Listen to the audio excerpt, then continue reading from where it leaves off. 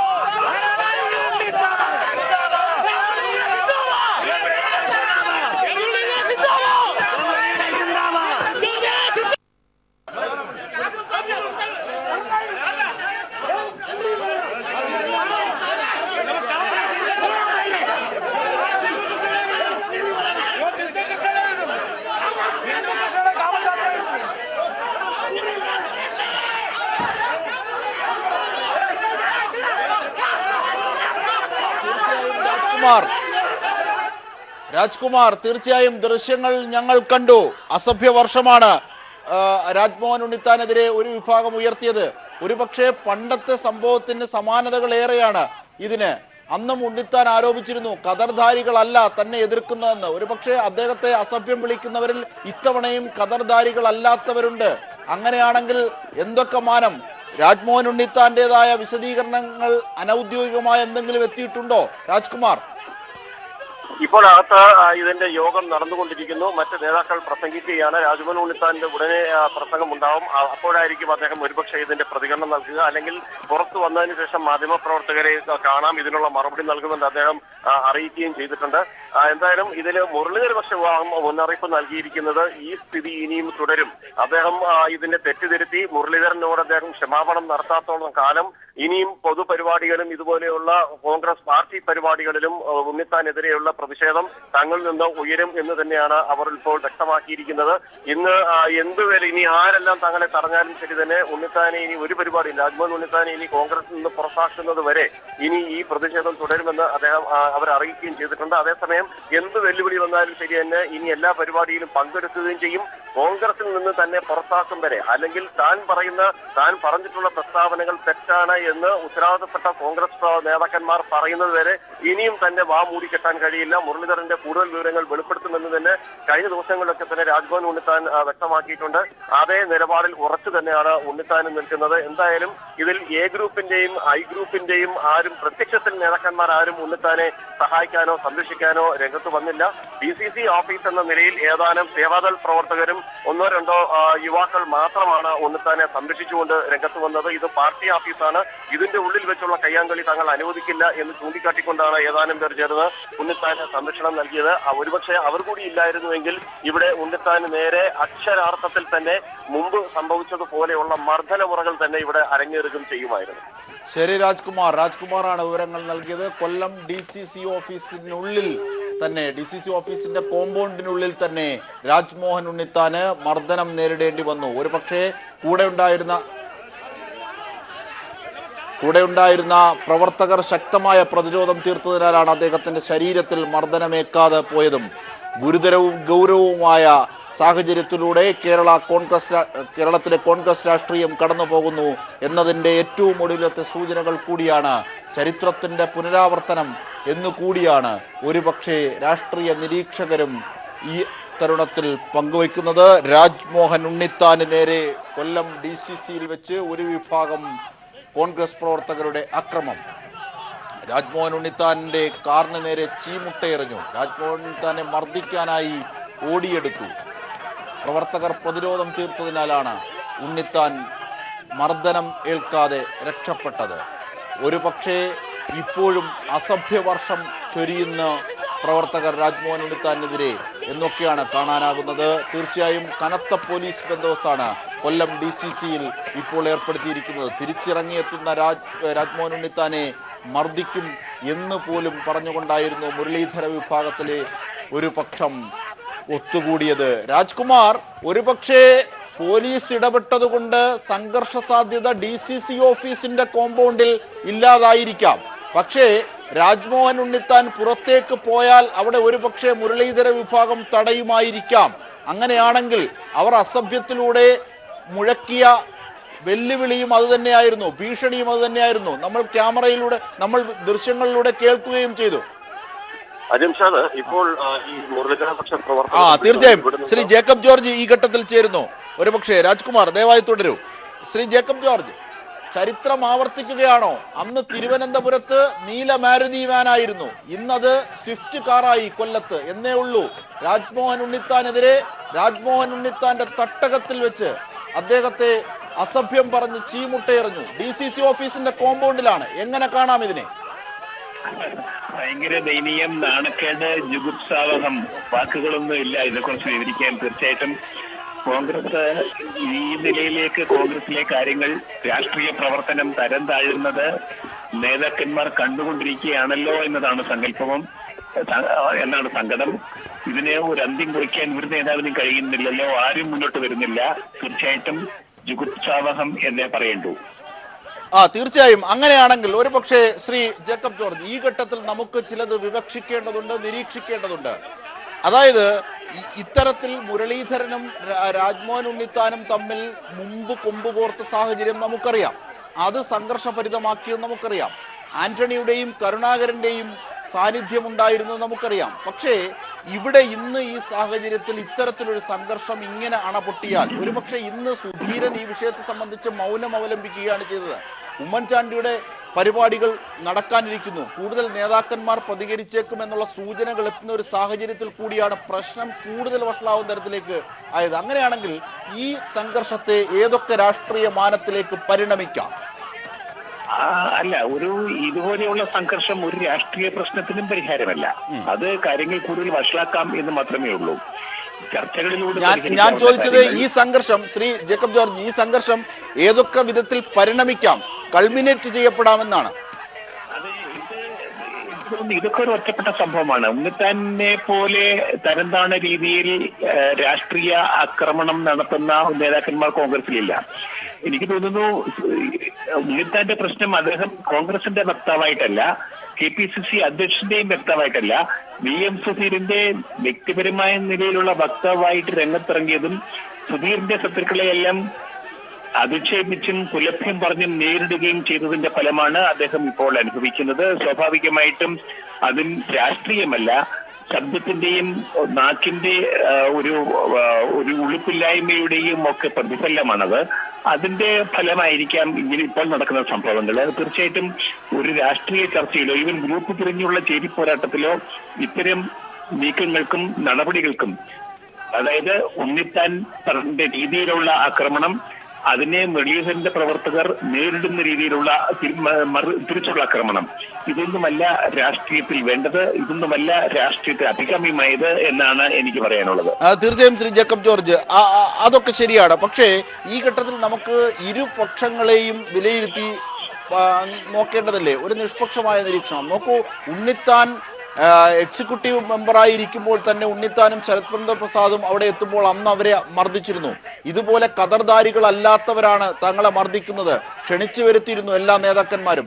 എന്നിട്ടാണ് മർദ്ദനം ഏൽക്കേണ്ടി വന്നത്. PP തങ്കച്ചൻ അടക്കമുള്ളവർ അന്ന് അതിന് കൂട്ടുനിന്നു എന്നുള്ള പരിഭവം. അതിൽ നിന്ന് ഇന്ന് ഉള്ള സംഭവ വികാസങ്ങളിലേക്ക് നോക്കൂ. മുരളീധരനും അത്തരത്തിൽ അസഭ്യമല്ലാത്ത വാക്കുകൾ ഉപയോഗിച്ചില്ലേ രാജ്മോഹൻ ഉണ്ണിത്താനെതിരെ? ഉണ്ണിത്താൻ തിരിച്ച് ഉണ്ണിത്താൻ്റെതായ ശൈലിയിൽ പ്രതികരിക്കുകയും ചെയ്തു. പക്ഷേ ഇത് ആരുടെ ഒക്കെ നാവുകളായാണ് മുമ്പോട്ടെത്തുന്നത്? ഇന്നലെ ഉണ്ണിത്താൻ തന്നെ പറയുകയുണ്ടായി, ശിഖണ്ഡിയെ മുൻനിർത്തി പലരും കളിക്കുകയാണെന്ന്. അങ്ങനെ കളിക്കുന്നത് ആരൊക്കെയാണ്? അങ്ങനെ ആരൊക്കെയാണ് എങ്കിൽ ഉണ്ണിത്താൻ പ്രതിദാനം ചെയ്യുന്നത് ആരെ? അങ്ങനെയാണെങ്കിൽ ഉണ്ണിത്താന്റെ ഇന്നലത്തെ വാർത്താ സമ്മേളനം കേവലം യാദൃച്ഛികമായി താങ്കൾ പറഞ്ഞതുപോലെ വ്യക്തിപരം മാത്രമാണോ? ഒരുപക്ഷെ ഭാഷ വ്യക്തിപരമായിരിക്കാം, പക്ഷെ അതിന്റെ പിന്നിലുള്ള ആശയത്തിന്റെ ചില രൂപങ്ങൾ ഉണ്ണിത്താൻ്റെത് മാത്രമല്ലല്ലോ. അങ്ങനെയാണെങ്കിൽ ഈ സംഘർഷത്തിന് രാഷ്ട്രീയ മാനങ്ങളില്ലേ? മുരളീധരന്റെ ശരിക്കും ഉള്ള പ്രസ്താവന കോൺഗ്രസിനകത്ത് ഉണ്ടാകുന്ന ഗ്രൂപ്പ് വഴക്ക് അതിനെ അതാണ് ശ്രീ ജേക്കബ് ജോർജ്, ദയവായി തുടരൂ, താങ്കൾ വേണം. ഇപ്പോൾ BRM ഷഫീർ കൂടി ചേരുകയാണ്, കോൺഗ്രസ് നേതാവ്. ശ്രീ BRM ഷഫീർ, എന്താണ് സംഭവിക്കുന്നത്? കൊല്ലം DCCയുടെ കോമ്പൗണ്ടിനകത്താണ് ഇത്തരത്തിൽ അസഭ്യവർഷവും ചീമുട്ടയേറും രണ്ട് വിഭാഗം കോൺഗ്രസുകാർ. സംഭവ വികാസങ്ങളാണ് കൊല്ലത്ത് നടന്നത്. 2004 സമാനമായ ഒരു രാഷ്ട്രീയ സാഹചര്യം കേരളത്തിലെ കോൺഗ്രസിൽ ഉണ്ടാകുന്ന തരത്തിലുള്ള കാര്യങ്ങൾ വഴുതിപ്പോകാൻ പാടുള്ളതല്ല.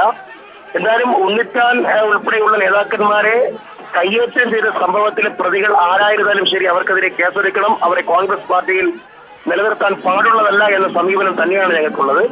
ഒരു കാര്യം ഉറപ്പാണ്, കേരളത്തിൽ ഇപ്പോൾ നിലനിൽക്കുന്ന സമാധാന അന്തരീക്ഷത്തെ തകർക്കുന്ന ഒരു സമീപനത്തോടും ഒരു തരത്തിലും യോജിക്കാൻ കഴിയില്ല. അഭിപ്രായങ്ങളും അഭിപ്രായ വ്യത്യാസങ്ങളും എല്ലാം എല്ലാ കാലഘട്ടങ്ങളിലും കോൺഗ്രസിൽ ഉണ്ടായിട്ടുണ്ട്. അതിൻ്റെതായ വഴിയിൽ കൈകാര്യം ചെയ്യുന്നതിന് പകരം ആളുകളെ കയ്യേറ്റം ചെയ്യുന്നതും മുണ്ട് പറിക്കുന്നതും ചീമുട്ട എറിയുന്നതുമൊന്നും ഒരു ജനാധിപത്യ രാഷ്ട്രീയ പ്രസ്ഥാനത്തിൽ ചേർന്ന നടപടിയെ അല്ല, അപലപിക്കുന്നു, ശക്തമായിട്ട് അപലപിക്കുന്നു. തീർച്ചയായും ശ്രീ BRM ഷഫീർ, ഇത്തരത്തിൽ ഒരു ചേരി തന്നെ രൂപപ്പെട്ടിരിക്കുന്നു കോൺഗ്രസിനുള്ളിൽ എന്നാണ് പുറത്ത് നിരീക്ഷകർ പറയുന്നത്. അതിനുള്ള എല്ലാ സാഹചര്യങ്ങളും ഇന്നലെ രൂപപ്പെട്ടു, ഇന്നതുണ്ടായി. അന്ന് അത്തരത്തിൽ മാരുതി വാനിൽ വെച്ച് അത്തരത്തിലൊരു ആക്രമണം രാജ്മോഹൻ ഉണ്ണിത്താനും ശരത്ചന്ദ്ര പ്രസാദും നേരിടേണ്ടി വരുമ്പോൾ ഒരുപക്ഷെ അന്ന് ചേരികൾ ഉണ്ടായിരുന്നു, ആ ചേരികൾക്ക് മാനമുണ്ടായിരുന്നു, ഒരുപക്ഷെ സ്വഭാവം മാറിയെങ്കിലും ഇന്നും പുതിയ ചേരികൾ രൂപപ്പെടുന്നു.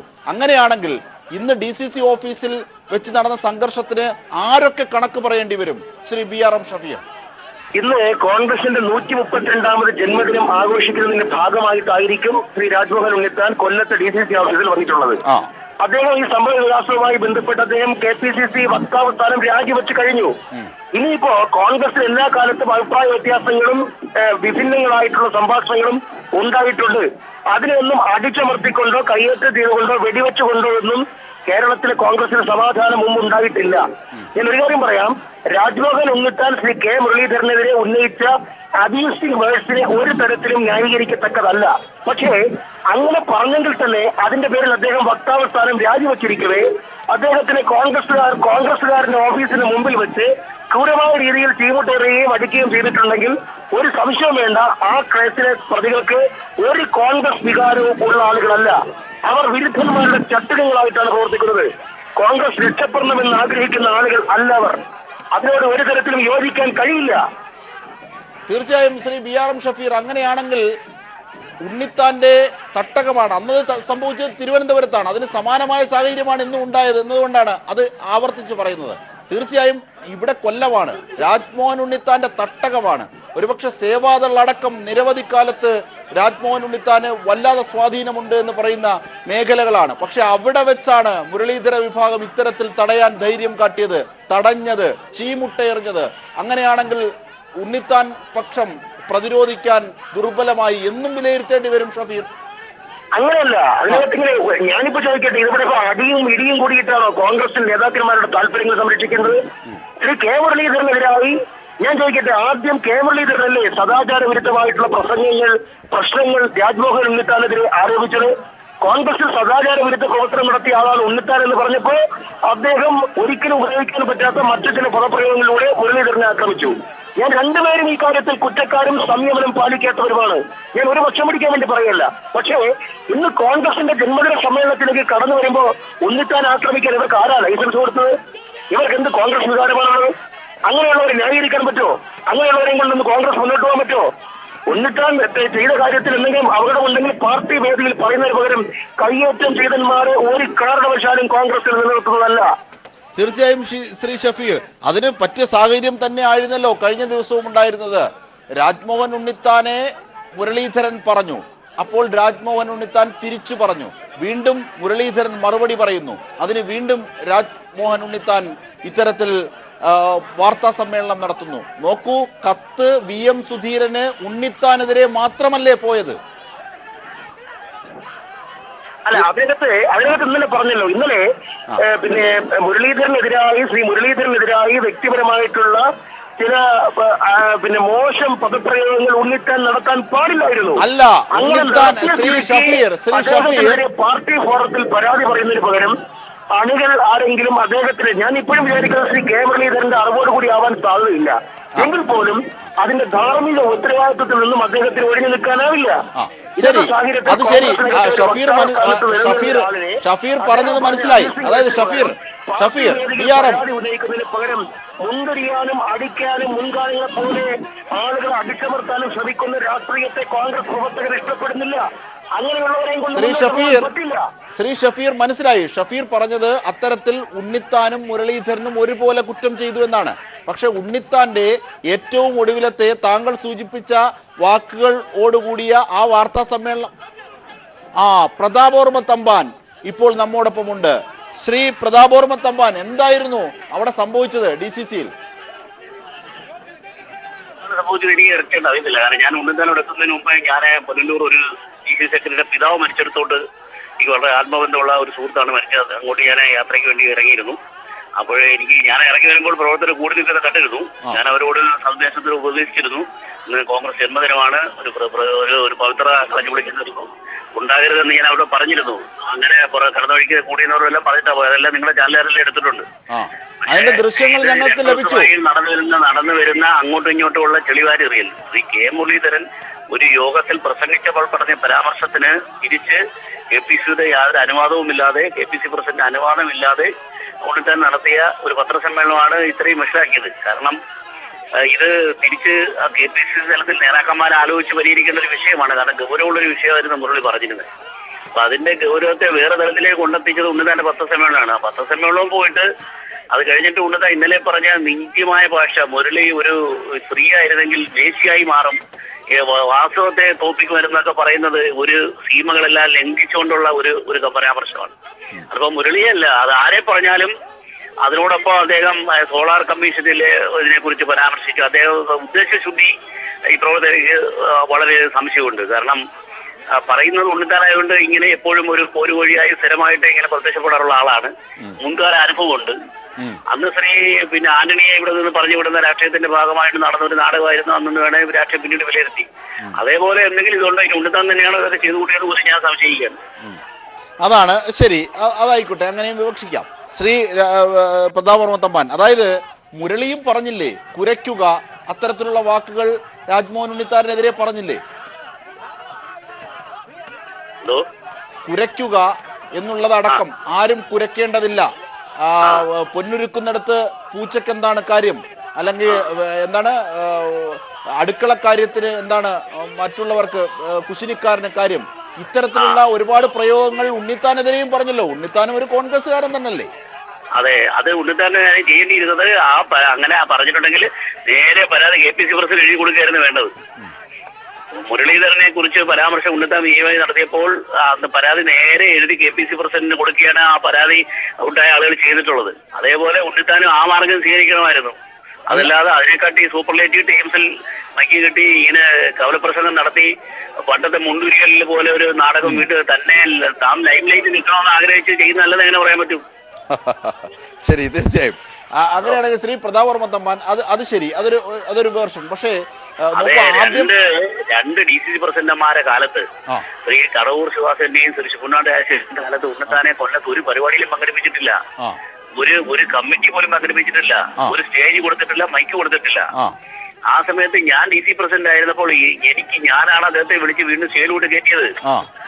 ആ പുള്ളി കയറി ഇടക്കിട്ടി കഴിഞ്ഞ് അദ്ദേഹം പിന്നീട് വീണ്ടും അദ്ദേഹം പഴയ പെട്ടെന്നെല്ലാം മറന്ന് അദ്ദേഹം വളരെ പെട്ടെന്ന് വലിയ രീതി നല്ല അപ്പം പഴയതെല്ലാം അദ്ദേഹം മറക്കണമായിരുന്നു. എന്നെ സഹായിച്ചില്ല, എന്നെയോ ദ്രോഹിച്ചു.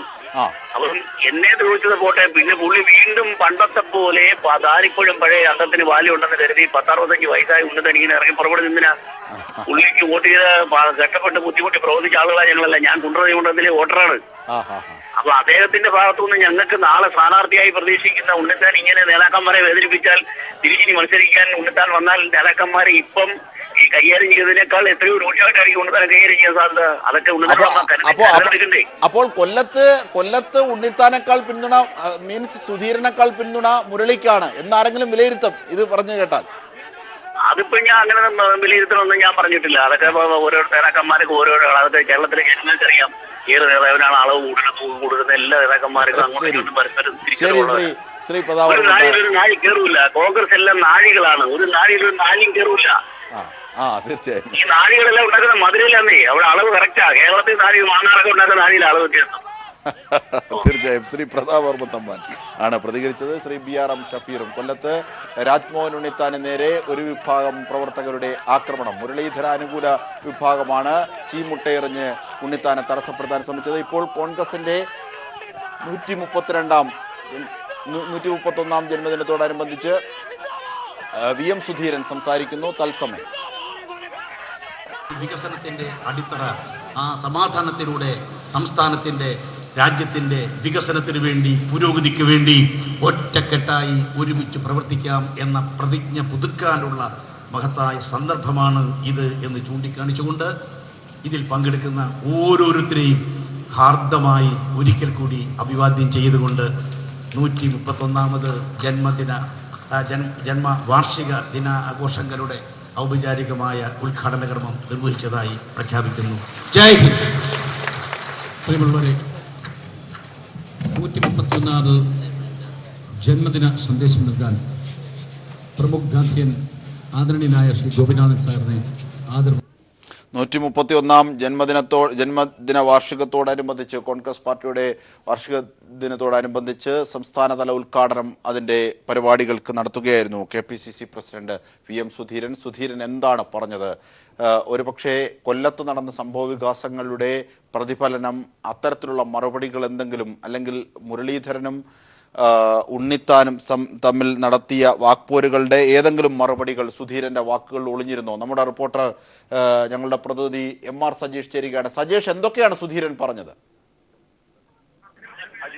കെ മുരളീധരൻ ഉന്നയിച്ച പ്രശ്നങ്ങൾക്കുള്ള മറുപടി എന്ന നിലയിൽ VM സുധീരൻ ഒന്നും തന്നെ പറഞ്ഞിട്ടില്ല. മറിച്ച് പരസ്യ പ്രസ്താവനയിൽ KICCയുടെ വിലക്കുണ്ട്, കർശനമായ വിലക്കുണ്ടെന്ന വാക്കുകളോടെയാണ് സുധീരൻ കേരളത്തിലെ പ്രശ്നങ്ങൾ പറഞ്ഞു തുടങ്ങിയത്. നിലവിലുള്ള പോരായ്മകൾ പരിഹരിക്കണം, ഐക്യമാണ് പരമപ്രധാനം, പാർട്ടി ദുർബലപ്പെട്ടാൽ അണികളും ദുർബലപ്പെടുന്ന സാഹചര്യം ഉണ്ടാകും, അതുകൊണ്ട് ഐക്യത്തോടെ മുന്നോട്ട് പോകണം എന്ന് മാത്രമാണ് കേരളത്തിലെ പ്രശ്നങ്ങൾ, നിലവിലുണ്ടായിട്ടുള്ള വിവാദങ്ങളുമായി ബന്ധപ്പെട്ട് സുധീരൻ പറഞ്ഞത്. അതോടൊപ്പം തന്നെ വിവാദങ്ങൾ ദൗർഭാഗ്യകരമാണ് എന്നും സുധീരൻ പറഞ്ഞു. സുധീരൻ അല്പസമയത്തിനുള്ളിൽ പുറത്തേക്ക് വരും. മാധ്യമങ്ങൾ ഇപ്പോൾ സുധീരന്റെ പ്രസ്താവനയ്ക്ക് വേണ്ടി കാത്തു നിൽക്കുകയാണ്. ശ്രീ സജേഷ്, അതായത് കൊല്ലം DCCയിൽ രാജ്മോഹൻ ഉണ്ണിത്താന് നേരെ ഒരു വിഭാഗം DCC പരിപാടിക്കെത്തിയ രാജ്മോഹൻ ഉണ്ണിത്താന് നേരെ ചീമുട്ടയെറിഞ്ഞ് തടഞ്ഞ് അസഭ്യവർഷം ചൊരിഞ്ഞു. ഇക്കാര്യങ്ങളൊക്കെ ഒരുപക്ഷെ സുധീരനോട് ചോദിക്കാം.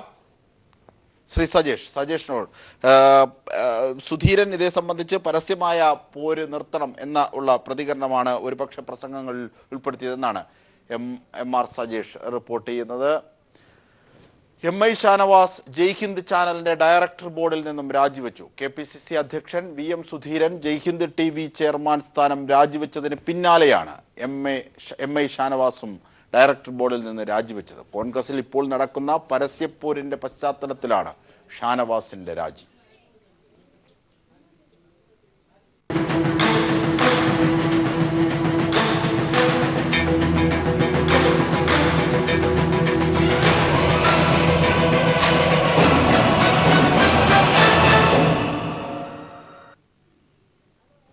നോട്ട് പിൻവലിക്കൽ 50 ദിനമെത്തുമ്പോഴും പ്രതിസന്ധി രൂക്ഷമായി തുടരുകയാണ്. പ്രതിസന്ധിക്ക് പരിഹാരം കാണാനായി ദില്ലിയിൽ നിർണായക യോഗങ്ങൾ പുരോഗമിക്കുകയാണ്. വിവരങ്ങളുമായി വരുന്നു സന്തോഷ്. രാജ്യമൊട്ടാകെ അത്തരത്തിൽ കറൻസി ക്ഷാമം അനുഭവിക്കുന്ന ഒരു ഘട്ടത്തിൽ എന്തൊക്കെ പരിഹാര നിർദ്ദേശങ്ങളാണ് ഇന്ദ്രപ്രസ്ഥ നഗരത്തിൽ തീരുമാനങ്ങളിൽ ഉരുണ്ടുകൂടുന്നത്? അജിംഷാദ്, കേന്ദ്ര മന്ത്രിസഭാ യോഗം ഇപ്പോൾ പുരോഗമിക്കുകയാണ്. ഈ കേന്ദ്ര മന്ത്രിസഭാ യോഗം പരിഗണിക്കുന്ന പ്രധാന വിഷയം നോട്ട് നിരോധനത്തിന്റെ ആഘാതവും അതോടൊപ്പം തന്നെ ഇത് മറികടക്കാനുള്ള മാർഗങ്ങളുമാണ്. ഇത് കൂടാതെ ഇത് സംബന്ധിച്ച് ഒരു ഓർഡിനൻസ് പുറത്തിറക്കാനുള്ള തീരുമാനമുണ്ട്. അതിനെ സംബന്ധിച്ച് ചർച്ചകളും ഉണ്ടാകും. ഇന്നത്തെ കേന്ദ്ര മന്ത്രിസഭാ യോഗത്തിലെ ഈ ഓർഡിനൻസിന് അംഗീകാരം നൽകും. നോട്ട് അസാധുവാക്കിയത് നിയമസാധുത കൂടുതൽ കൈവരിക്കുന്നതിനായാണ് ഇത്തരത്തിലുള്ള ഒരു ഓർഡിനൻസ് പുറത്തിറക്കുന്നത്. ഡിസംബർ 30-ന് ശേഷം ഈ പഴയ 500, 1000 രൂപ നോട്ടുകൾക്ക് സാധുതയുണ്ടാവില്ല. ഇത് കൈവശം വെക്കുന്നത് ശിക്ഷ ലഭിക്കാവുന്ന കുറ്റമായി മാറ്റാനുള്ള ഓർഡിനൻസാണ് കേന്ദ്ര സർക്കാർ പുറത്തിറക്കുന്നത്. അതോടൊപ്പം തന്നെ ഈ 500, 1000 രൂപ നോട്ടുകൾ 30-ാം തീയതിക്ക് ശേഷം റിസർവ് ബാങ്കിന്റെ കൗണ്ടറുകളിൽ നിന്ന് മാറ്റിയെടുക്കാമെന്ന് പ്രധാനമന്ത്രി പ്രഖ്യാപിച്ചിരുന്നു. അതുകൊണ്ട് തന്നെ ചില പ്രത്യേക നിബന്ധനകൾ ഈ ഓർഡിനൻസിൽ ഉൾപ്പെടുത്തിക്കൊണ്ട് ഈ നോട്ടുകൾ റിസർവ് ബാങ്കിൽ നിന്ന് മാറാനുള്ള സൗകര്യവും ഒരുക്കാൻ കേന്ദ്ര സർക്കാർ ആലോചിക്കുന്നുണ്ട്. ഇത് കൂടാതെ തന്നെ 30-ാം തീയതിക്ക് ശേഷം ഈ പ്രതിസന്ധി എങ്ങനെ നേരിടും എന്ന സംബന്ധിച്ച കാര്യങ്ങളും ചർച്ച ചെയ്യും. പ്രധാനമായും ഇപ്പോഴത്തെ നിലവിലെ ഒരു സ്ഥിതിവിശേഷം അനുസരിച്ച് 30-ാം തീയതിക്ക് ശേഷവും ഈ കറൻസി പ്രതിസന്ധി തീരുമെന്ന് പ്രതീക്ഷിക്കാൻ കഴിയില്ല. അതുകൊണ്ട് തന്നെയാണ് BJP നേതൃത്വം പാർട്ടി തലത്തിലും ഭരണതലത്തിലും ഇത്തരത്തിലുള്ള കൂടിയാലോചനകൾ നടത്തുന്നത്. അജിംഷർ, തീർച്ചയായും സന്തോഷാണ് വിവരങ്ങൾ നൽകിയത്. കറൻസി പിൻവലിച്ചത് മൂലം ജനങ്ങൾക്കുണ്ടായ പ്രതിസന്ധി പരിഹരിക്കാൻ പ്രധാനമന്ത്രി ആവശ്യപ്പെട്ട 50 ദിവസം ഇന്ന് പൂർത്തിയാവുകയാണ്. ദിവസങ്ങൾക്കകം അടുത്ത ശമ്പള ദിനം എത്തുന്നതോടെ ബാങ്കുകളും ATMകളും വീണ്ടും ആ തിരക്കിലേക്ക് മുങ്ങും. നോട്ട് അസാധുവാക്കൽ നടപടി 50-ാം ദിവസം പിന്നിടുമ്പോഴും രാജ്യത്ത് കറൻസി ക്ഷാമവും അതിന്റെ ഭാഗമായുള്ള ദുരിതങ്ങളും അതിരൂക്ഷമായി തുടരുകയാണ്. ATMകൾക്ക് മുന്നിലുള്ള നീണ്ട വരിക്കും മാറ്റമില്ല. രാജ്യത്തെ ഭൂരിഭാഗം ATMകളും ഇപ്പോഴും കറൻസി രഹിതം തന്നെ. പല ബാങ്കുകളിലും പണവിതരണം റേഷൻ അടിസ്ഥാനത്തിലാണ് ഇപ്പോഴും തുടരുന്നത്. ദിവസങ്ങൾക്കകം അടുത്ത ശമ്പള ദിനമെത്തുന്നതോടെ ബാങ്കുകളും ATMകളും വീണ്ടും തിരക്കിൽ മുങ്ങും. കള്ളപ്പണവും കള്ളനോട്ടും തടയുന്നതിനായാണ് നടപടിയെന്ന് തുടക്കത്തിൽ അവകാശപ്പെട്ട പ്രധാനമന്ത്രി വളരെ വേഗം ഈ നിലപാട് തിരുത്തുകയാണുണ്ടായത്. കറൻസി രഹിത സമ്പദ് വ്യവസ്ഥയിലേക്ക് രാജ്യത്തെ നയിക്കുന്നതിനായാണെന്ന് പിന്നീട് അവകാശപ്പെട്ടു. നവംബർ 8 പ്രഖ്യാപനത്തിൽ കള്ളപ്പണമെന്ന വാക്ക് 18 പ്രാവശ്യം ആവർത്തിച്ച മോദി അന്ന് ഒരിക്കൽ പോലും കറൻസി രഹിത സമ്പദ് വ്യവസ്ഥ എന്ന് ആവർത്തിച്ചിരുന്നില്ല. മാത്രമല്ല, ഡിജിറ്റൽ പണമിടപാടുകളിലേക്ക് നീങ്ങുന്നതിന് ഇത്തരം നടപടിയുടെ ആവശ്യമുണ്ടോ എന്ന ചോദ്യത്തിനും സർക്കാരിന് മറുപടിയില്ലായിരുന്നു. പിൻവലിച്ച നോട്ടുകൾ വൻതോതിൽ ബാങ്കുകളിലേക്ക് ഒഴുകിയതോടെ കറൻസി രൂപത്തിലുള്ള കള്ളപ്പണം തടയുക എന്ന മോദിയുടെ വാദം പൊളിഞ്ഞു. രാജ്യത്തെ 60% ആളുകൾ ആശ്രയിക്കുന്ന കാർഷിക മേഖലയ്ക്കാണ് നോട്ട് അസാധുവാക്കൽ തിരിച്ചടിയായത്. നല്ല കാലവർഷവും മികച്ച ഖാരിഫ് വിളയും കർഷകരെ ആഹ്ലാദത്തിലാഴ്ത്തിയ ഘട്ടത്തിലാണ് നോട്ട് അസാധുവാക്കൽ. ഇതോടെ ഉൽപ്പന്നങ്ങളുടെ വില ഗണ്യമായി ഇടിഞ്ഞു. 80% തൊഴിലവസരമൊരുക്കുന്ന അസംഘടിത മേഖലയും പൂർണ്ണമായി തകർന്നു. തുകൽ, വസ്ത്രം, ആഭരണ നിർമ്മാണം തുടങ്ങിയ മേഖലയിൽ നിർമ്മാണ യൂണിറ്റുകൾ കൂട്ടമായി അടച്ചുപൂട്ടി. ഡൽഹി പോലുള്ള നഗരങ്ങളിൽ നിന്ന് കുടിയേറ്റ തൊഴിലാളികൾ കൂട്ടമായി ജന്മനാട്ടിലേക്ക് മടങ്ങി.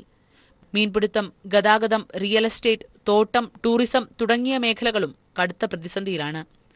50 നാളുകൾക്ക് ശേഷവും കറൻസി ക്ഷാമ ദുരിതം തുടർന്നാൽ ജനം പറയുന്ന ഏത് ശിക്ഷയും ഏറ്റുവാങ്ങാൻ ഒരുക്കമാണെന്നായിരുന്നു മോദിയുടെ പ്രഖ്യാപനം. താൻ ചെയ്തത് തെറ്റെങ്കിൽ ജീവനോടെ ചുട്ടുകൊന്നോളൂ എന്നുവരെ പറഞ്ഞിരുന്നു. നോട്ട് ക്ഷാമം 50 ദിവസം പിന്നിടുമ്പോഴും ഇപ്പോഴും 10 ലക്ഷം കോടിയോളം മൂല്യമുള്ള കറൻസിയുടെ കുറവാണ് രാജ്യത്ത് നിലനിൽക്കുന്നത്. News desk. കറൻസി ക്ഷാമം രൂക്ഷമായതോടെ ബാങ്കിംഗ് പ്രവർത്തനങ്ങൾ അവതാളത്തിലായി. കറൻസികൾ ബാങ്ക് ശാഖകളിൽ എത്തിക്കാൻ അടിയന്തര ഇടപെടൽ ഉണ്ടാകണമെന്ന് ബാങ്ക് ജീവനക്കാർ ആവശ്യപ്പെടുന്നു. പുതുതലമുറ ബാങ്കുകളെ വഴിവിട്ട് സഹായിച്ചതിനെക്കുറിച്ച് CBI അന്വേഷണം വേണമെന്ന് SBT എംപ്ലോയീസ് യൂണിയൻ സെൻട്രൽ കമ്മിറ്റിയും ആവശ്യപ്പെട്ടു. കറൻസി മുഖാന്തരം 98% ക്രയവിക്രയങ്ങളും നടക്കുന്ന രാജ്യത്ത് 86% കറൻസി പിൻവലിച്ചതിലൂടെ കടുത്ത ക്ഷാമമാണ് ഉണ്ടായിരിക്കുന്നത്. റിസർവ് ബാങ്ക് ഓഫ് ഇന്ത്യ എത്ര കണ്ട് പ്രചരിപ്പിച്ചാലും ബാങ്കിന്റെ ശാഖകളിൽ പണമെത്തുന്നില്ല എന്നതാണ് യാഥാർത്ഥ്യം. ഈ ബുദ്ധിമുട്ട് ബാങ്കിംഗ് മേഖലയിൽ നിലനിൽക്കുമ്പോൾ കേവലം 7% മാത്രം ഡിജിറ്റൽ സാക്ഷരതയുള്ള ഇന്ത്യയിൽ 53% മാത്രമാണ് മൊബൈൽ ഉപഭോക്താക്കൾ. ഇവയെല്ലാം വിസ്മരിച്ച് ഡിജിറ്റൽ ബാങ്കിംഗ് പ്രൊമോട്ട് ചെയ്യാനുള്ള കേന്ദ്ര സർക്കാർ ശ്രമങ്ങൾ ജനങ്ങൾ സ്വീകരിക്കുമെന്നത് വ്യാമോഹമാണ്. നോട്ട് പിൻവലിക്കലിന് ശേഷം ബാങ്കിംഗ് മേഖലയിലെ പ്രവർത്തനങ്ങൾ നിലച്ചിരിക്കുകയാണെന്ന് SBT employees union general secretary KS Krishna പറഞ്ഞു. ബാങ്കിംഗ് മേഖല സ്തംഭനത്തിലാണ് പോയിക്കൊണ്ടിരിക്കുന്നത്. ബാങ്കുകളുടെ ജോലി നിക്ഷേപങ്ങൾ സ്വീകരിക്കാൻ വായ്പ കൊടുക്കുകയാണ്. പക്ഷെ നിക്ഷേപങ്ങൾ വന്നുകൊണ്ടിരിക്കുന്നു. പക്ഷെ വായ്പാ വിതരണം പൂർണ്ണമായും സ്തംഭിച്ചിരിക്കുകയാണ്. പുതുതലമുറ ബാങ്കുകളെ വൻതോതിൽ കേന്ദ്ര സർക്കാർ സഹായിച്ചുവെന്ന ആരോപണം നിലനിൽക്കുന്നു. ഇത് സംബന്ധിച്ച് CBI അന്വേഷണം വേണമെന്ന് കോട്ടയത്ത് ചേർന്ന SBT employees union central committee ആവശ്യപ്പെട്ടു. കറൻസി ക്ഷാമമടക്കമുള്ള വിവിധ വിഷയങ്ങൾ ഉയർത്തി ജനുവരി 3 രാജ്യവ്യാപകമായി ബാങ്ക് ജീവനക്കാർ റിസർവ് ബാങ്ക് ഓഫ് ഇന്ത്യയുടെ 33 കേന്ദ്രങ്ങൾ ഉപരോധിക്കും. TP Prashanth, news bureau, Kottayam. കള്ളപ്പണ വിഷയത്തിൽ മോദിയെ കടന്നാക്രമിച്ച് BSP നേതാവ് മായാവതി. നോട്ട് അസാധുവാക്കിയതിനു ശേഷം BJP അക്കൗണ്ടുകളിൽ നിക്ഷേപിച്ച പണത്തിന്റെ കണക്ക് പുറത്തുവിടണമെന്ന് മായാവതി ആവശ്യപ്പെട്ടു. നോട്ട് നിരോധനത്തിന് ശേഷം യൂണിയൻ ബാങ്ക് ഓഫ് ഇന്ത്യയുടെ ദില്ലി കരോൾ ബാഗ് ബ്രാഞ്ചിൽ BSP 104 കോടി രൂപ നിക്ഷേപിച്ചെന്ന് കഴിഞ്ഞ ദിവസം എൻഫോഴ്സ്മെന്റ് ഡയറക്ടറേറ്റ് കണ്ടെത്തിയിരുന്നു. മായാവതിയുടെ സഹോദരൻ ആനന്ദിന്റെ അക്കൗണ്ടിൽ 1.25 കോടിയും നിക്ഷേപിച്ചതായി കണ്ടെത്തി. BSPയുടേത് കള്ളപ്പണമാണെന്ന് BJP നേതാക്കൾ ആരോപിച്ചിരുന്നു. ഇതിന് പിന്നാലെയാണ് പ്രധാനമന്ത്രി നരേന്ദ്രമോദിക്കെതിരെ ആഞ്ഞടിച്ച് മായാവതി രംഗത്തെത്തിയത്. ദളിത് വിരുദ്ധ നിലപാടുള്ള BJP തന്നെ താറടിച്ച് കാണിക്കാൻ സർക്കാർ സംവിധാനങ്ങൾ ദുരുപയോഗം ചെയ്യുകയാണെന്ന് മായാവതി ആരോപിച്ചു. BSPയുടെ അക്കൗണ്ടുകളിലുള്ള പണത്തിന് കൃത്യമായ കണക്കുകളുണ്ടെന്നും മായാവതി പറഞ്ഞു. അംഗത്വ വിതരണത്തിലൂടെ പാർട്ടിക്ക് ലഭിച്ച പണമാണ് അക്കൗണ്ടുകളിൽ നിക്ഷേപിച്ചിട്ടുള്ളത്. പാർട്ടിക്ക് നിയമാനുസൃതമായി ലഭിച്ച പണം നശിപ്പിച്ചു കളയണമായിരുന്നു എന്നും മായാവതി ചോദിച്ചു. നോട്ട് നിരോധനത്തിന് തൊട്ടു മുൻപും അതിനുശേഷവും BJPയുടെ അക്കൗണ്ടുകളിൽ നിക്ഷേപിച്ച പണത്തിന്റെ കണക്ക് ധൈര്യമുണ്ടെങ്കിൽ മോഡി വെളിപ്പെടുത്തണമെന്നും മായാവതി വെല്ലുവിളിച്ചു. ഉത്തർപ്രദേശ് നിയമസഭാ തിരഞ്ഞെടുപ്പ് മുന്നിൽ കണ്ടാണ് BJP വൃത്തികെട്ട രാഷ്ട്രീയം കളിക്കുന്നതെന്നും മായാവതി കുറ്റപ്പെടുത്തി. News bureau, Delhi. ദക്ഷിണേന്ത്യൻ സംസ്ഥാനങ്ങളിലെ മാവോയിസ്റ്റ് ഭീഷണികൾ ചർച്ച ചെയ്യാനുള്ള കേന്ദ്ര ആഭ്യന്തര മന്ത്രാലയത്തിന്റെ യോഗം ഇന്ന് തിരുവനന്തപുരത്ത് ചേരും. കേന്ദ്ര ആഭ്യന്തരമന്ത്രി രാജ്നാഥ് സിംഗ് യോഗത്തിൽ പങ്കെടുക്കും. മാവോയിസ്റ്റ് ഭീഷണി എങ്ങനെ നേരിടാമെന്ന് യോഗം ചർച്ച ചെയ്തേക്കും.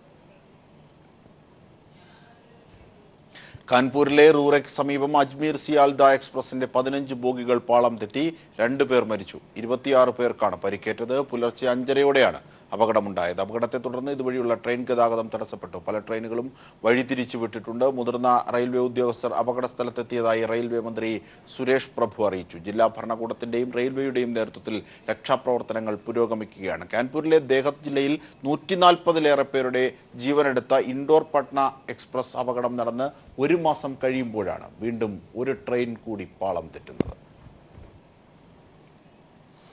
ഫാദർ ടോം ഉഴുന്നാലിന്റെ മോചനത്തിനായി കേന്ദ്ര സർക്കാർ കഴിയുന്നതെല്ലാം ചെയ്യുമെന്ന് കേന്ദ്രമന്ത്രി മുക്താർ അബ്ബാസ് നഖ്വി. സീറോ മലബാർ സഭ ആർച്ച് ബിഷപ്പ് കർദിനാൾ മാർ ജോർജ് ആലഞ്ചേരിയുമായി കൊച്ചിയിൽ കൂടിക്കാഴ്ച നടത്തിയ ശേഷം മാധ്യമങ്ങളോട് സംസാരിക്കുകയായിരുന്നു കേന്ദ്രമന്ത്രി. ടോം ഉഴുന്നാലിന്റെ മോചനത്തിന് ശ്രമിക്കുമെന്ന് മന്ത്രി അറിയിച്ചതായി കർദിനാൾ ആലഞ്ചേരിയും പറഞ്ഞു. To get me released and save my life.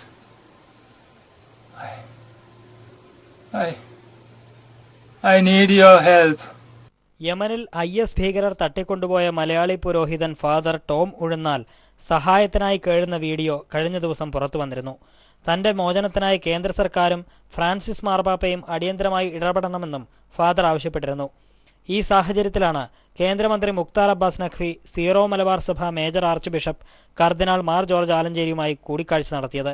നയതന്ത്ര ഇടപെടലുമായി ബന്ധപ്പെട്ട ചില പ്രശ്നങ്ങളുണ്ടെങ്കിലും ഫാദർ ടോമിന്റെ മോചനത്തിനായി കേന്ദ്ര സർക്കാർ കഴിയുന്നതെല്ലാം ചെയ്യാമെന്ന് മന്ത്രി മുക്താർ അബ്ബാസ് നഖ്വി പറഞ്ഞു. The information is concerned, video is concerned, we definitely look after and we will do whatever I can do. ഫാദറിന്റെ മോചനത്തിനായി പരിശ്രമിക്കാമെന്ന് കേന്ദ്ര സർക്കാർ ഉറപ്പു നൽകിയതായി കൂടിക്കാഴ്ചയ്ക്ക് ശേഷം കർദിനാൾ ജോർജ് ആലഞ്ചേരിയും പറഞ്ഞു. മാക്സിമം സപ്പോർട്ട് അതിനുവേണ്ടി ചെയ്യുമെന്നും പരിശ്രമിക്കുന്നുണ്ടെന്നും ഒക്കെ അദ്ദേഹം പറഞ്ഞു. വത്തിക്കാൻ്റെ ഇടപെടൽ കൊണ്ടല്ല അദ്ദേഹം സൂചിപ്പിക്കുന്ന ഫ്രഞ്ച് വനിതയുടെ വിമോചനവും നടന്നിരിക്കുന്നത്.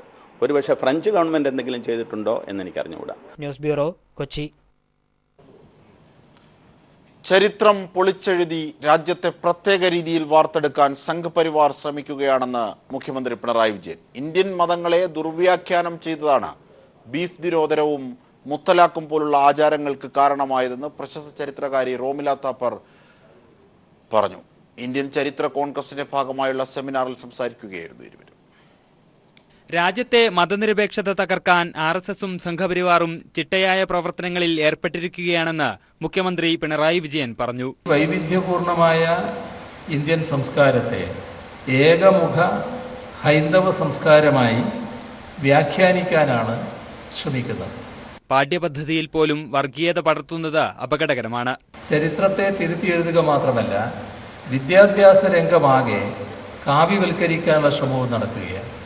77ാമത് ഇന്ത്യൻ ചരിത്ര കോൺഗ്രസിന്റെ ഭാഗമായി സംഘടിപ്പിച്ച ആധുനിക ഇന്ത്യയും മതനിരപേക്ഷതയും എന്ന സെമിനാർ ഉദ്ഘാടനം ചെയ്യുകയായിരുന്നു മുഖ്യമന്ത്രി.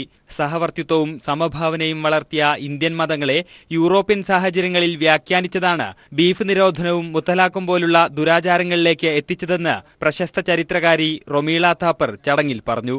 തിരുവനന്തപുരത്ത് നടക്കുന്ന 3 ദിവസത്തെ ചരിത്ര കോൺഗ്രസ് നാളെ രാഷ്ട്രപതി പ്രണബ് മുഖർജി ഉദ്ഘാടനം ചെയ്യും. News bureau, Thiruvananthapuram. PT കുഞ്ഞുമുഹമ്മദിന്റെ പുതിയ ചിത്രം വിശ്വാസപൂർവ്വം മൻസൂർ ചിത്രീകരണത്തിനൊരുങ്ങുന്നു. റോഷൻ മാത്യു, പ്രയാഗ മാർട്ടിൻ, ഗൗതമി എന്നിവരാണ് ചിത്രത്തിലെ പ്രധാന കഥാപാത്രങ്ങളെ അവതരിപ്പിക്കുന്നത്. വെർജിൻ പ്ലസ് മൂവീസിന് വേണ്ടി KV മോഹനാണ് ചിത്രം നിർമ്മിക്കുന്നത്. 5 വർഷത്തെ ഇടവേളയ്ക്ക് ശേഷം PT കുഞ്ഞുമുഹമ്മദ് ഒരുക്കുന്ന ചിത്രമാണ് വിശ്വാസപൂർവ്വം മൻസൂർ. വർത്തമാന കാലഘട്ടത്തിലെ പ്രശ്നങ്ങളാണ് ചിത്രത്തിന്റെ ഇതിവൃത്തം. ഒരു കലാപത്തിൽ നിന്ന് രക്ഷപ്പെട്ട് അമ്മയും മകളും വടക്കൻ മലബാറിലെത്തുന്നതും ഒരു വീട് ഇവർക്ക് അഭയം നൽകുന്നതിലൂടെയാണ് ചിത്രം ആരംഭിക്കുന്നത്. ഇതിനിടെ ഇവർക്ക് അഭയം നൽകിയ ചെറുപ്പക്കാരൻ രാജ്യസ്നേഹം തെളിയിക്കപ്പെടേണ്ട അവസ്ഥയിലെത്തുന്നു. വടക്കൻ മലബാറിലെ ഗ്രാമത്തിലെ കഥയിലൂടെ ദുരിതപൂർണമായ വർത്തമാന കാലഘട്ടം ചിത്രം കൈകാര്യം ചെയ്യുന്നു. വളരെ സമാധാനത്തിലും സ്നേഹത്തിലും സന്തോഷത്തിലും ജീവിച്ചിരുന്ന മനുഷ്യരുടെ ജീവിതത്തിലേക്ക് അവരൊന്നും പ്രതീക്ഷിക്കാത്ത, അവരൊന്നും ചെയ്യാതെ കടന്നു വരുന്ന ദുരിതങ്ങളുടെയും കഷ്ടപ്പാടുകളുടെയും ഒരു ഒഴുക്ക് തന്നെയാണ് നമ്മുടെ നാട്ടിൽ നടന്നുകൊണ്ടിരിക്കുന്നത്. അതുതന്നെയാണ് ഈ സിനിമയുടെ പ്രതിപാദ വിഷയം. ശ്വേതാ മേനോൻ, രഞ്ജി പണിക്കർ, VK ശ്രീരാമൻ തുടങ്ങിയവരും ചിത്രത്തിൽ മുഖ്യവേഷത്തിലെത്തുന്നു. ജയകൃഷ്ണൻ കാവലിന്റെ കഥയ്ക്ക് സംഭാഷണവും തിരക്കഥയും ഒരുക്കിയത് PT കുഞ്ഞുമുഹമ്മദ് തന്നെയാണ്. രമേശ് നാരായണന്റേതാണ് സംഗീതം. News bureau, Thrissur.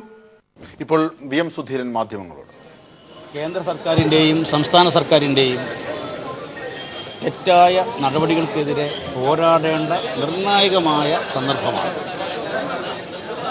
എന്തെല്ലാം ഇണക്കങ്ങളോ പരിഭവങ്ങളോ ഉണ്ടെങ്കിലും അതൊക്കെ മാറ്റിവെച്ച് വിശാലമായ താല്പര്യത്തെ, പാർട്ടി താല്പര്യത്തെ, രാജ്യ താല്പര്യത്തെ മുന്നിൽ കണ്ടുകൊണ്ട് ഒറ്റക്കെട്ടായി ഒരുമിച്ച് പോകേണ്ട സന്ദർഭമാണ്.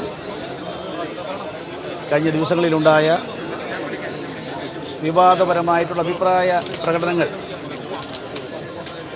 പൂർണ്ണമായും ഒഴിവാക്കേണ്ടതായിരുന്നു. ഏതായാലും അത്തരം അഭിപ്രായ പ്രകടനങ്ങളോ വിവാദ പ്രസ്താവനകളോ തീർത്തും ഒഴിവാക്കണമെന്നാണ് എനിക്ക് അഭ്യർത്ഥിക്കാനുള്ളത്.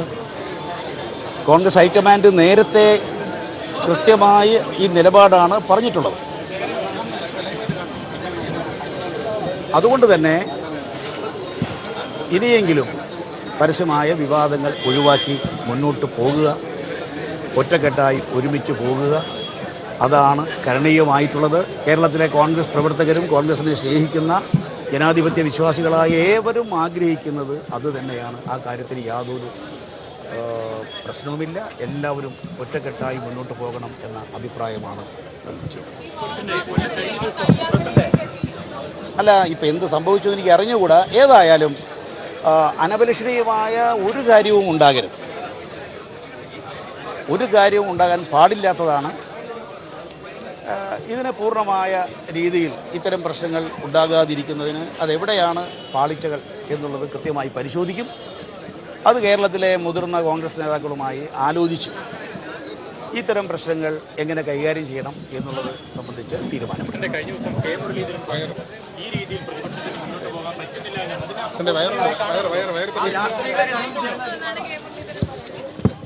വാർത്തകളിലേക്ക്. സിനിമാ സമരത്തിന് പരിഹാരം തേടി ഇന്ന് വീണ്ടും ചർച്ച. ക്രിസ്മസിന് മലയാളത്തിൽ റിലീസ് ഉണ്ടാകാത്തതിനെ തുടർന്നുണ്ടായ ഭീമൻ നഷ്ടത്തിന്റെ പശ്ചാത്തലത്തിലാണ് കൊച്ചിയിൽ യോഗം ചേരുന്നത്. ഉച്ചയ്ക്ക് ശേഷം 3 മണിക്കാണ് വിതരണക്കാരുടെയും നിർമ്മാതാക്കളുടെയും സംയുക്ത യോഗം. കറൻസിയിൽ തൊട്ടുകളിച്ച രാജ്യങ്ങളെല്ലാം തകർന്ന ചരിത്രമാണ് മുന്നിലുള്ളതെന്ന് MT വാസുദേവൻ നായർ.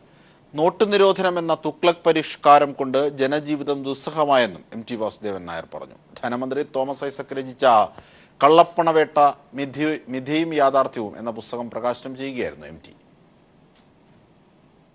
നോട്ട് നിരോധനം കൊണ്ട് ജനജീവിതം താറുമാറായെന്ന് പറയാതിരിക്കുന്നതിൽ രാഷ്ട്രീയ ശരികേടുണ്ടെന്ന് മലയാളത്തിന്റെ പ്രിയപ്പെട്ട എഴുത്തുകാരൻ MT വാസുദേവൻ നായർ പറഞ്ഞു. കറൻസി നിരോധിച്ച രാജ്യങ്ങൾ തകർന്നു വീണ ചരിത്രമാണ് മുന്നിലുള്ളതെന്നും MT ഓർമ്മിപ്പിച്ചു. ഇമാതിരിയുള്ള എതിർപ്പുകൾ, എതിർ പ്രസ്താവനകൾ, എതിർ ചിന്തകളെ അതൊക്കെ ഉന്മൂലനാശനം ചെയ്യുന്നതാണ്. അതുകൊണ്ട് ഓരോ കാലഘട്ടത്തിലും ഇങ്ങനെ ചിലർ ചെയ്തത് അവർക്ക് എന്തെങ്കിലുമൊക്കെ പ്രത്യേക ലക്ഷ്യങ്ങളുണ്ടായി.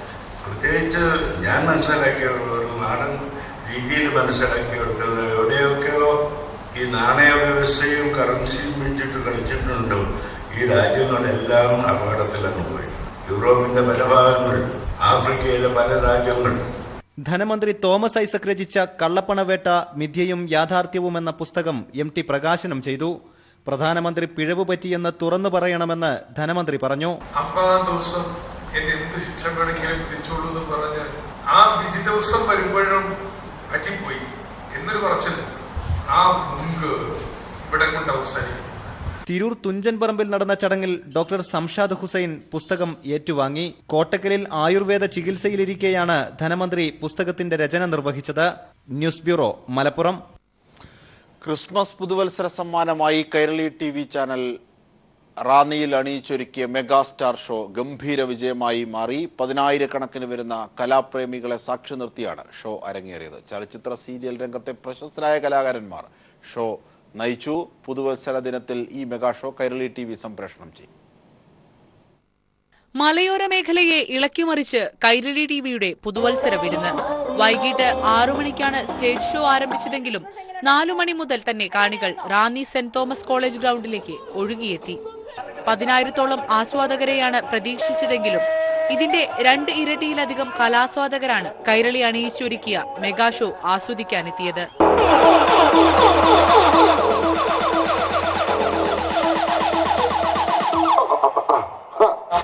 റിമി ടോമി, രമേഷ് പിഷാരടി, റോമ തുടങ്ങിയ കലാകാരന്മാർ സ്റ്റേജിൽ നിറഞ്ഞാടി.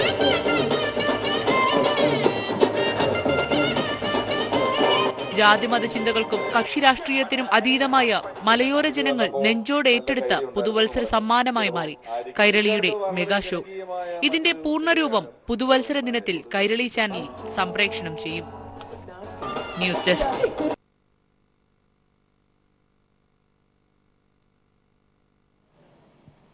കൺസ്യൂമർ ഫെഡിന്റെ ക്രിസ്മസ് പുതുവത്സര പ്രത്യേക വിപണി തുടരുന്നു.